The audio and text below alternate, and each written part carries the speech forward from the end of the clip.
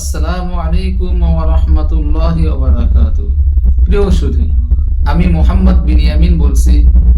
আজকে আপনাদের সামনে সুবহানাল্লাহর ফজিলত কি এ সম্পর্কে কিছু কথা বলবো। আশা করি আপনারা শুরু থেকে শেষ পর্যন্ত আমার এই ভিডিওগুলো দেখবেন।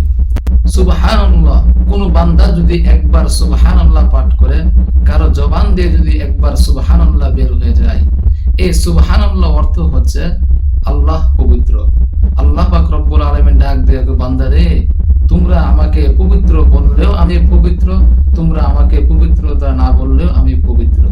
কিন্তু তুমি আমাকে পবিত্র বলার কারণে আমি ফেরেশতাদেরকে সাক্ষী রেখে ঘোষণা দিলাম, আমি আল্লাহ পাক রব্বুল আলামিন তোমাকে পবিত্রতা করে দিলাম। সুবহানাল্লাহ।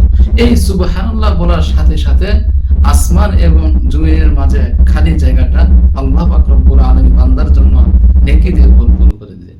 সুবহানাল্লাহ। এজন্য প্রিয় সুধী, আমরা ৫ ওয়াক্ত নামাজের পরে বেশি বেশি আমরা সুবহানাল্লাহ পাঠ করব।